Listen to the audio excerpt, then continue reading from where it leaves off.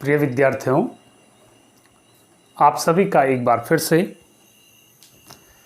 आज की इस भौतिक विज्ञान ऑनलाइन पाठशाला में स्वागत है। और अब हम आपको समझाने का प्रयास करेंगे विद्युत चुंबकीय स्पेक्ट्रम।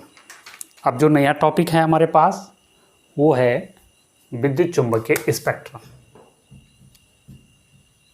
विद्युत चुंबकीय स्पेक्ट्रम,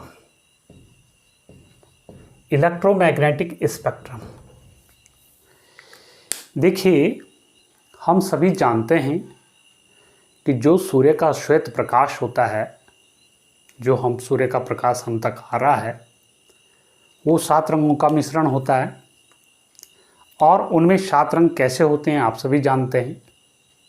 बैगनी से लेकर के लाल रंग तक 7 रंग की प्रकाश की किरणें होती है। Violet, indigo, blue, green, yellow, orange and red, ये 7 रंग हैं। क्रम से आप सभी जानते हैं। वेबज्योर यानी V फॉर बैगनी हो गया, I फॉर इंडिगो आसमानी रंग जिसको बोलते हैं आप, B फॉर ब्लू हो गया, नीला हो गया, G ग्रीन हो गया, येलो पीला हो गया, नारंगी या केसरी रंग जिसको बोलते हैं ऑरेंज, और लाल रंग। ये 7 रंगों का मिश्रण सूर्य का प्रकाश होता है। ठीक है, जिसमें कि लाल रंग जो होता है, रेड जो कलर होता है, इसकी तरंग दैर्ध्य सबसे ज़्यादा होती है और बैगनी रंग की क्या होगी, तरंग दैर्ध्य सबसे कम होती है। अन्य रंगों की तरंग दैर्ध्य इन दोनों रंगों के बीच में होती है।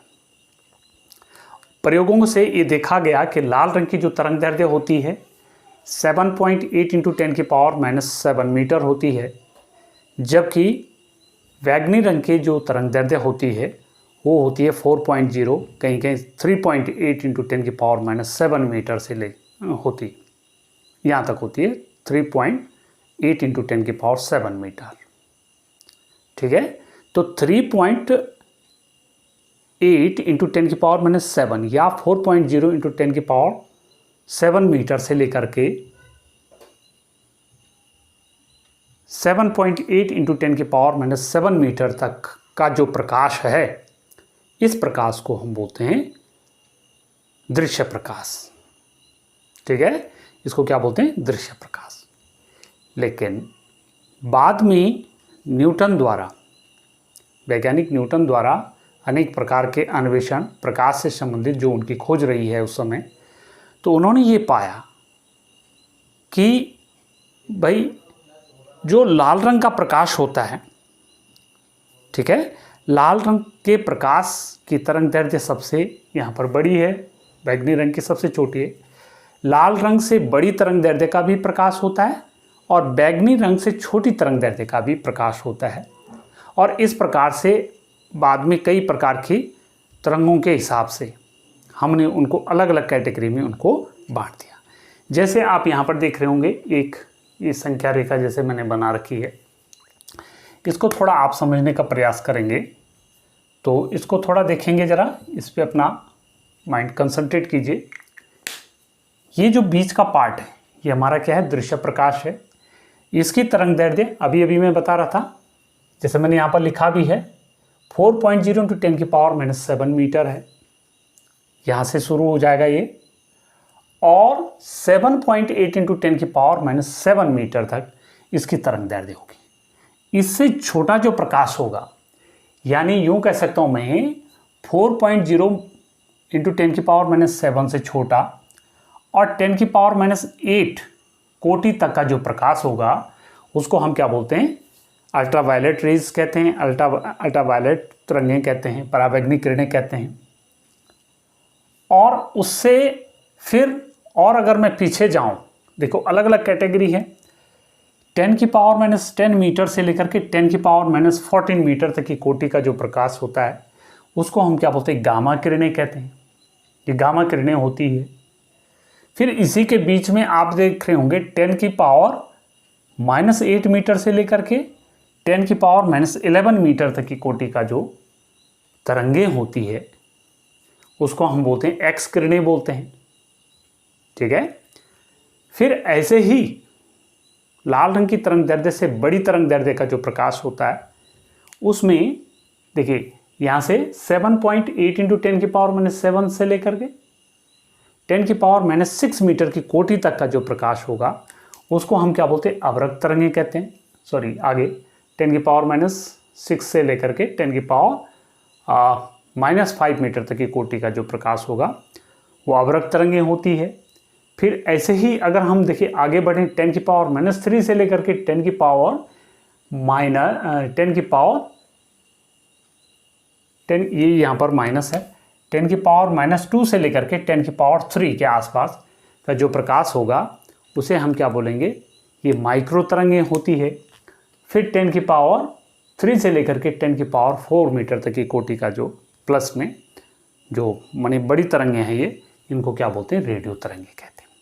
तो इस प्रकार से न्यूटन ने प्रकाश के विद्युत चुम्बकीय तरंग के सिद्धांत को थोड़ा सा और डिफाइन किया कि प्रकाश जो होता है उसमें केवल जो है दृश्य प्रकाश ही नहीं है, बल्कि कुछ तरंगें ऐसी है जिनको हम जो है हमारी आँखें उनके लिए सेंसिटिव नहीं होती, उनको देखने के लिए सेंसिटिव नहीं होती। हम इनका केवल जो है अनुभव कर सकते हैं, इनका प्रयोगों में उपयोग कर सकते हैं। इनके आधार पर हम कई कार्य भी करते हैं, अलग अलग यूज है। आप सब जान रहे होंगे, देखिए एक्स किरण भी आ गए। एक्स किरण का क्या यूज होता है, गामा किरणों का क्या यूज होता है, परावैंगनिक किरणों का क्या यूज होता है, अवरक्त का क्या यूज होता है, रेडियो तरंगों का क्या यूज होता है। सबका अपना अपना एक प्रॉपर्टी होती है, इनकी अपनी अपनी एक फ्रीक्वेंसी होती है और फ्रीक्वेंसी के आधार पर भी हम इनको कैटेगरी में डाल सकते हैं। ठीक है, तो ये आपकी परीक्षाओं में आता है, पूछा जाता है कि भाई ये क्या होता है, विद्युत चुम्बकीय तरंगों के स्पेक्ट्रम से आप क्या समझते हैं, किस तरंग की कितनी तरंग दैर्ध्य होती है, कितनी आवृत्ति होती है, उसके क्या यूज हैं। ठीक है, तो ऐसे ही जरा अब इनके गुणों के बारे में भी बात कर लेते हैं। तो देखिए और डिटेल से हमें इस एक प्रकार से ये जो एक प्रकार से ग्राफ कह सकते हैं इसको, तो इसे भी आप समझ सकते हैं और फिर अलग अलग से इसके हिसाब से भी आप इसको समझ सकते हैं। तो एक मैंने यहाँ पर लिखा हुआ जैसे हमारी गामा किरण है, तो गामा किरण जो होती है उसकी तरंग दैर्ध्य 1 × 10⁻⁻14 मीटर से लेकर के 1 × 10⁻10 मीटर तक की होती है। इसकी आवृत्ति 3 × 10⁻22 से लेकर के 3 × 10⁻18 हर्ट्ज तक होती है, इतनी इसकी आवृत्ति होती है। इसके गुण क्या होते हैं, फोटोग्राफिक प्लेट्स जो होती है उसको इफेक्ट डालती है, उस पर अपना प्रभाव दिखाती है, प्रदीप्तीय दिखाती है, स्फुरदीप्ति दिखाती है, ये चीज़ें भी आप समझते हैं। आयनीकरण करती है, अगर किसी गैस में या किसी भी माध्यम में जाती है तो उसका आयनाइजेशन कर देती है, उसको जो है आयनों में तोड़ देती है। विवर्तन इसके कारण होता है। उच्च भेदन क्षमता है, यानी काफ़ी मोटी से मोटी जो है किसी धातु की प्लेट पर 1 मीटर से 1.5 मीटर 2 मीटर तक जो है इसकी भेदन क्षमता होती है। और इम्पोर्टेंट बात क्या है, आवेश रहित है, इसमें कोई आवेश नहीं होता है और कैंसर की चिकित्सा में इसका विशेषकर उपयोग किया जाता है, कीमोथेरेपी आदि में इसका उपयोग होता है। तो ये इसकी यूज़ है। ऐसे एक्स किरणों का है, तो एक्स किरणों के भी कुछ उपयोग हैं जो मैंने अपनी कॉपी में नोट किया हुआ है। तो एक्स किरणों की बेटा ऐसे ही तरंग दैर्ध्य के हिसाब से इसको हम देखिए बांट सकते हैं कि 1 से लेकर के 10⁻11 मीटर से 3 × 10⁻8 मीटर तक इसकी तरंग दैर्ध्य होती है। आवृत्ति इसकी 3 × 10⁻19 हर्ट्ज से लेकर के 1 × 10⁻16 तक होती है। गुण जैसे जो है गामा किरणों के गुण हैं, लगभग इसके ऐसे ही गुण होते हैं, लेकिन इसकी भेदन क्षमता थोड़ा गामा किरणों की अपेक्षा थोड़ा कम होती है। ठीक, दूसरी बात, इसका उपयोग आप समझ सकते हैं परमाणु की संरचना, जो एटॉमिक स्ट्रक्चर हम जो है ज्ञात करते हैं उसके स्ट्रक्चर के बारे में इससे जानकारी प्राप्त की जा सकती है। और दूसरा महत्वपूर्ण बात है कि इसकी हेल्प से हम क्या कर सकते हैं, टूटी हुई हड्डियों, देखिए जब कहीं पर भी हड्डियां टूट जाती है तो एक्सरे उसका निकाला जाता है, उसकी पता लगाया जाता है एक्स किरणों की मदद से। और महत्वपूर्ण बात, बड़ी बड़ी बिल्डिंगों में कहीं पर क्रैक आ जाता है, माइनर सा क्रैक आ जाता है, या पुलों में माइनर सा क्रैक आ जाता है, उसके बारे में भी जानकारी हम एक्स किरणों की हेल्प से लगा लेते हैं। तीसरा आता है बेटा परावैंगनिक किरणें। जो अल्ट्रावायलेट रेज होती है उसके क्या गुण हैं। देखिए सबसे पहले उसकी तरंग दैर्ध्य क्या है, 1 गुणा 10⁻⁸ से लेकर के 4 गुणा के 10⁻7 मीटर तक इसकी तरंग दैर्ध्य होती है। आवृत्ति इसकी 3 गुणा 10⁻16 से लेकर के 8 × 10⁻14 मीटर हर्ट्ज तक होती है। गुण क्या है, गुण इसके भी लगभग जैसे गामा किरणों के गुण होते हैं लगभग वैसे ही इसके सारे गुण हैं, लेकिन इसकी जो भेदन क्षमता है, भेदन क्षमता एक्स किरणों से कम, गामा किरणों से सबसे ज़्यादा कम, यानी गामा किरणों से कम होती है कहने का मतलब, और एक्स किरणों की थोड़ा सा ज़्यादा होती है इससे, वो मैंने पहले बता दिया आपको। और दूसरा एक और चीज़ है, ये परावैंगनिक किरणें क्या करती है, प्रकाश वैद्युत प्रभाव, कॉम्पटन प्रभाव अभी हम आपको बताएंगे मॉडर्न फिजिक्स में, तो वहाँ पर ये अपना प्रभाव डालती है। ठीक है, इनके जो उपयोग हैं इसको भी आपको समझना चाहिए। कहीं पर अदृश्य लिखाई हमें करनी है, इनविजिबल राइटिंग कहीं पर करनी है, ब्लैक बोर्ड साफ है लेकिन वहाँ पर लिखा हुआ है, तो ऐसी लिखाइयों की कहीं ज़रूरत पड़ती है। सांकेतिक भाषा में कहीं पर युद्ध के समय में सेना को कहीं जाना है तो उसको अदृश्य लिखाई के रूप में वो लिखा रहता है, और उनके पास वो उपकरण होते हैं जो अल्ट्रावायलेट रेज से उसको जो है पता लगा लेते हैं क्या सिग्नल है, क्या हमारे लिए मैसेज है। तो अदृश्य लिखाई में भी इसका उपयोग होता है। नकली दस्तावेजों की या नकली जो जेवर होते हैं उनके बारे में जानकारी प्राप्त करना, इससे हम पता लगा सकते हैं।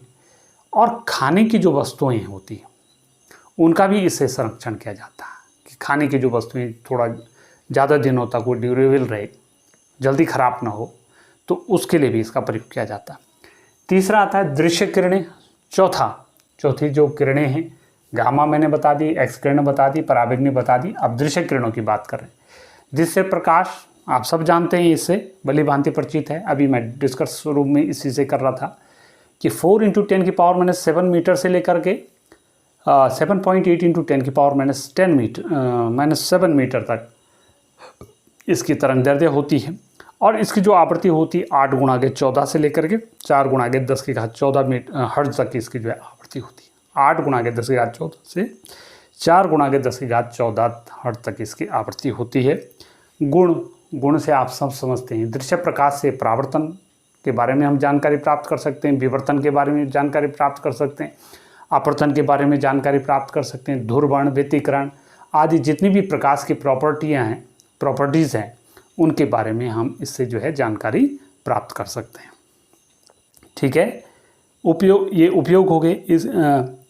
तो उपयोग आप सब समझते हैं कि हमें जो है वस्तुओं को, किसी भी वस्तु को देखने के लिए विशेषकर इसका उपयोग होता है।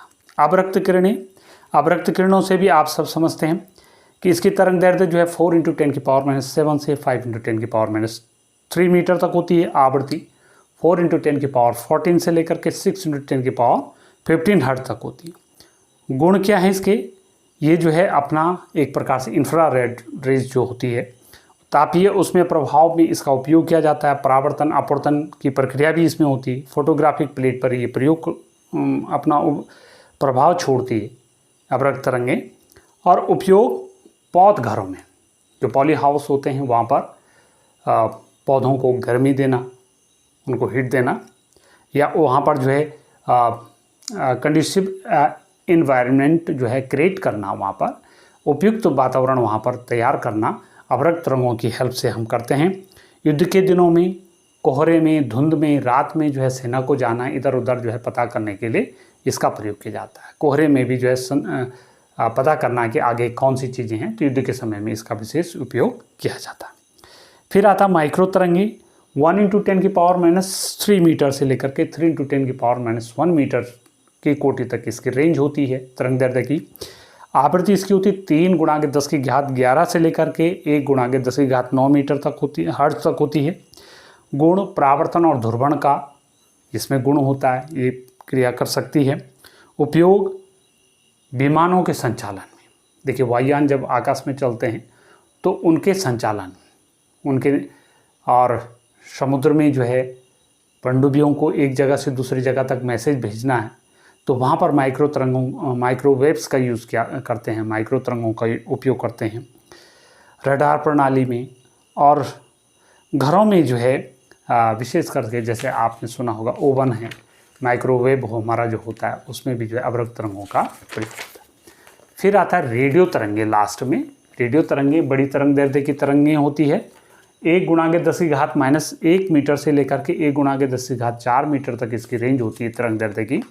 और आवृत्ति 3 × 10⁹ से लेकर के 3 × 10⁴ हर्ट्ज तक इसकी आवृत्ति होती है। गुण इसके परावर्तन ये कर सकता है, विवर्तित हो सकती है ये, लेकिन इसके उपयोग क्या है? दूर संचार में, टेलीविज़न सिग्नलों को एक स्थान से दूसरे स्थान तक, या रेडियो संदेशों को एक स्थान से दूसरे स्थान तक इसको पहुंचाना है। ये मोबाइल नेटवर्किंग में, मोबाइल के द्वारा जो है हम यहाँ से जो है बात जो है कहीं दूर स्थान पे कर रहे हैं, तो ये सब रेडियो तरंगों के ही कारण संभव हो सकता है। तो ये सारे था आपकी विद्युत चुम्बकीय तरंगे जो आपके गामा किरणों से लेकर के रेडियो तरंगों तक थी। और इस प्रकार से मैंने आपको समझाने का प्रयास किया। 7 प्रकार की ये तरंगें थी विद्युत चुम्बकीय स्पेक्ट्रम में। तो मुझे ये लगता है कि आप सभी इससे आपने समझ लिया होगा। और आवृत्ति और तरंग दैर्ध्य विशेष करके इनके यूज़ हैं, इनको आपको हर समय याद रखना है, परीक्षाओं में पूछे जाते हैं। तो इस प्रकार से ये आपका चैप्टर इतना ही था। अब हम आगे आपसे फिर मुलाकात अब होगी आगे नई यूनिट के साथ। और वो यूनिट है बहुत ही इम्पॉर्टेंट है, जहाँ पर 12 से 14, 16 नंबर तक जो है बोर्ड परीक्षाओं में पूछा जाता है। उसको आप ज़रूर समझिए, अपनी कमेंट दीजिए, शेयर कीजिए हमको, उस चीज़ को ज़्यादा से ज़्यादा बच्चों तक उसको पहुंचाइए। तो वहाँ पर मिलते हैं ऑप्टिक्स में, प्रकाश में। तो चलिए, तब तक के लिए आप सभी का बहुत बहुत धन्यवाद।